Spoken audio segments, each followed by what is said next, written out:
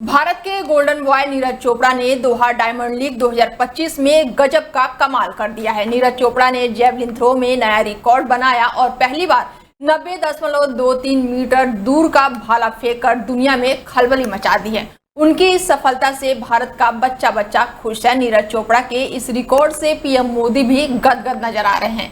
PM Modi ने कहा है कि भारत को आप पर गर्व है। प्रधानमंत्री नरेंद्र मोदी ने एक्स पर लिखा कि वाह क्या शानदार उपलब्धि है। दोहा डायमंड लीग 2025 में 90 मीटर का आंकड़ा पार करना और अपना सर्वश्रेष्ठ थ्रो हासिल करने के लिए नीरज चोपड़ा को बहुत बहुत बधाई। यह उनकी कड़ी मेहनत, अनुशासन और जुनून का ही नतीजा है। पूरा भारत खुश है और गर्व कर रहा है। भारत के गोल्डन बॉय नीरज चोपड़ा ने शुक्रवार को दोहा डायमंड लीग में पहली बार 90 मीटर का पार भाला फेंक दिया है और इसके बाद से उन्होंने इतिहास रच दिया है। उन्होंने फाइनल में अपने तीसरे प्रयास में 90.23 मीटर भाला फेंककर अपना पर्सनल बेस्ट दिया है और इससे पहले उनका सर्वश्रेष्ठ थ्रो 79.94 मीटर था, जो उन्होंने 30 जून 2022 को डायमंड लीग में फेंका था। बेस्ट थ्रो की अगर बात की जाए तो नीरज चोपड़ा को सिल्वर मेडल से संतोष करना पड़ा। जर्मनी के बेवर जूलियन ने 51.06 मीटर के साथ गोल्ड मेडल अपने नाम किया है। नीरज 6 में से 5 बार थ्रो करके नंबर 1 पर थे, लेकिन छठे और आखिरी थ्रो में जूलियन उनसे आगे निकल गए। इस थ्रो के साथ नीरज अब 90 मीटर क्लब में शामिल हो गए हैं, जिसमें ओलंपिक स्वर्ण पदक विजेता पाकिस्तान के अर्श नादिम जैसे खिलाड़ी पहले से मौजूद हैं। यह उपलब्धि नीरज के लिए सिर्फ एक रिकॉर्ड नहीं बल्कि व्यक्तिगत रूप से भी एक बहुत बड़ी जीत मानी जा रही है। भारत पाकिस्तान तनाव के बीच से कुछ वक्तों के लिए ठहरी आईपीएल 2025 की रफ्तार एक बार फिर से तेज होने जा रही है। क्रिकेट प्रेमियों का इंतजार आखिरकार अब खत्म हुआ है और आज यानी 17 मई को एक धमाकेदार मुकाबला देखने को मिलेगा। आरसीबी और साथ ही केकेआर के बीच होने जा रहा है। ये मैच न सिर्फ पॉइंट टेबल के लिहाज से अहम है बल्कि पूर्व कप्तान विराट कोहली की वापसी के कारण भी काफी सुर्खियों में बना हुआ है। विराट कोहली हाल ही में टेस्ट क्रिकेट को अलविदा कहे हैं और फैंस उन्हें मैदान में एक बार फिर से पूरे जोश में देखने को काफी बेताब नजर आ रहे हैं। आरसीबी इस सीजन में अब तक का शानदार प्रदर्शन करते हुए 11 मैचों में से 16 अंक जुटा चुकी है और पॉइंट टेबल में दूसरा स्थान पर है। एक और जीत उनके प्लेऑफ का टिकट लगातार पक्का कर देगी और दूसरी तरफ केकेआर के लिए ये मैच करो या मरो जैसा बन चुका है। टीम ने अब तक 12 मैचों में 11 अंक बटोरा है और फिलहाल छठे स्थान पर है और अगर आज हार मिली तो उनका प्लेऑफ की उम्मीद पर पानी फिर सकता है। फिलहाल दोनों टीमों के बीच मुकाबला बेंगलुरु के एम चिन्नास्वामी क्रिकेट स्टेडियम में खेला जाएगा, लेकिन इस मैच से पहले एक टेंशन और बढ़ गई है और ये टेंशन है बेंगलुरु का मौसम। दरअसल बेंगलुरु में 16 मई से ही रुक रुक कर तेज बारिश हो रही है। बारिश का अंदेशा 17 मई को भी था।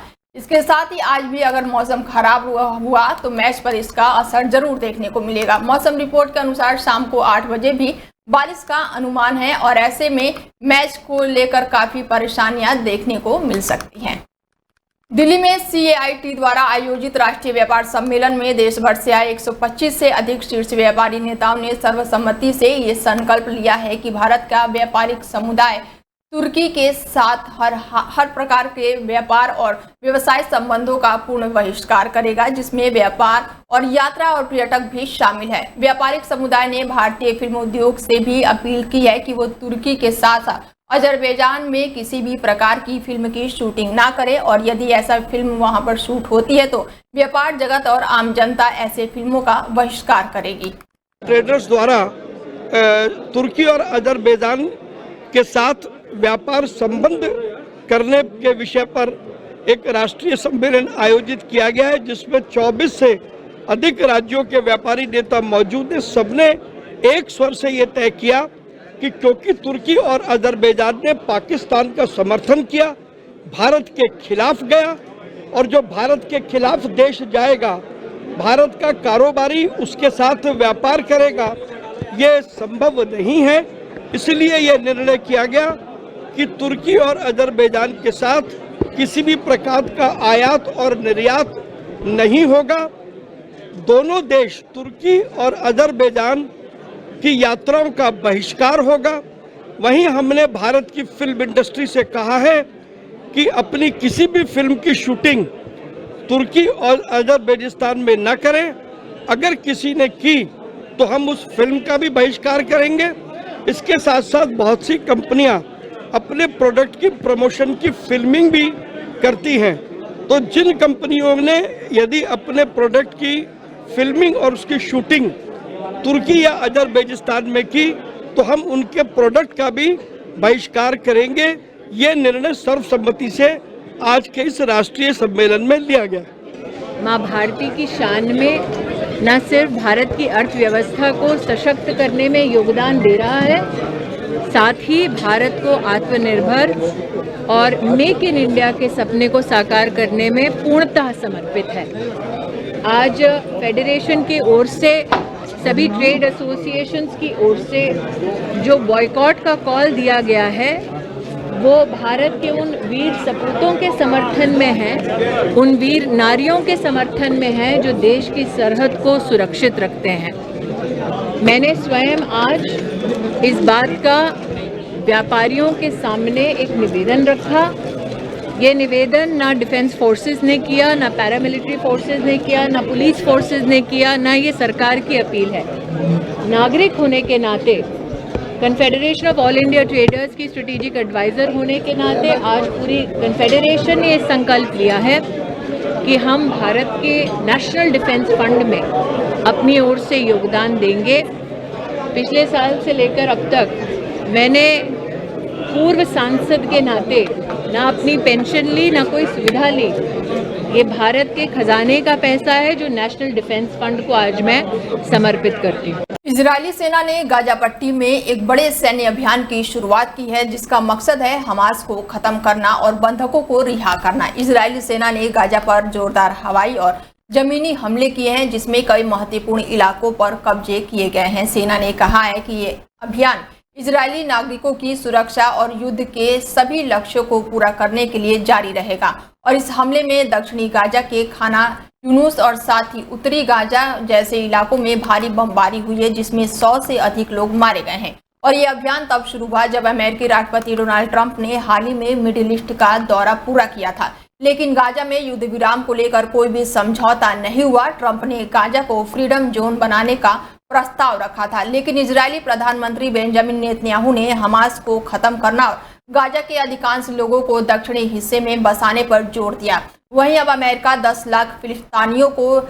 लीबिया ले जाने की योजना बना रहा है। ट्रंप प्रशासन गाजा पट्टी से 10 लाख फिलिस्तीनियों को स्थायी रूप से लीबिया ले जाने की योजना बना रहा है। रिपोर्ट के अनुसार एक पूर्व अमेरिकी अधिकारी ने कहा है कि फिलिस्तीनियों को लीबिया ले जाने पर गंभीरता से विचार किया जा रहा है। इस पर अमेरिका और लीबिया के नेतृत्व के बीच पहले से ही चर्चा चल रही है। फिलिस्तीनियों को लेकर बसाने के बदले में अमेरिकी सरकार लीबिया को अरबों डॉलर का फंड जारी करेगी और इसे 1 दशक से भी ज्यादा समय तक फ्रीज कर दिया गया था।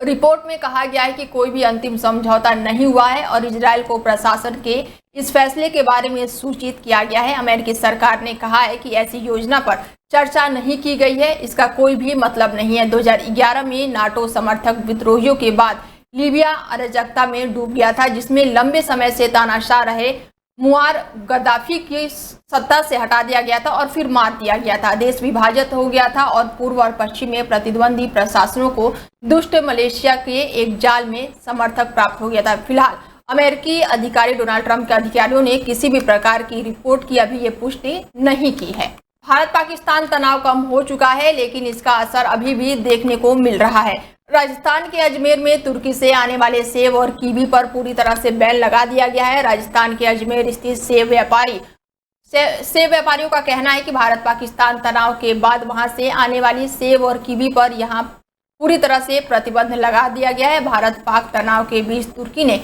पाकिस्तान का साथ दिया था। यह समर्थन कई रूपों में दिखा है, जैसे कि तुर्की के राष्ट्रपति द्वारा पाकिस्तान के प्रधानमंत्री शहबाज के साथ फोन पर बातचीत, पाकिस्तान को ड्रोन और हथियारों की आपूर्ति और कश्मीरी मुद्दे पर पाकिस्तान के रुख का समर्थन करना। तुर्की ने ऑपरेशन सिंदूर की निंदा की और जम्मू कश्मीर में हुए आतंकी हमले का अंतर्राष्ट्रीय जांच की मांग का समर्थन किया। तुर्की और पाकिस्तान के बीच गहरे ऐतिहासिक, सांस्कृतिक और धार्मिक रिश्ते हैं। दोनों देश मुस्लिम बहुल्य हैं और तुर्की पाकिस्तान को इस्लामिक देशों में एक महत्वपूर्ण सैन्य और परमाणु शक्ति के रूप में देखता है। तुर्की के राष्ट्रपति महत्वाकांक्षी इस्लामिक जगत में नेतृत्व स्थापित करना और पूर्व ओटोमन साम्राज्य को विस्तार से बड़ा करने की चाह रखते हैं। पाकिस्तान एक परमाणु शक्ति के रूप में इस रणनीति में महत्वपूर्ण भागीदारी दे रहा है। तुर्की ने कश्मीर मुद्दे पर हमेशा पाकिस्तान का समर्थन किया है। कश्मीर को लेकर भारत की नीतियों की आलोचना की है और इस बार पाकिस्तान के साथ अपने रुख के करीबी बताया है। तुर्की और भारत के संबंध हाल ही के सालों में तनावपूर्ण रहे हैं, खासकर कश्मीर और तुर्की के भारत विरोधी बयानों के कारण काफी ज्यादा ये देखने को मिल रहा है। भारत के अन्य देश जैसे कि इजराइल हुआ या फिर ग्रीस के साथ बढ़ते संबंधों में तुर्की को पाकिस्तान के करीब ला दिया है।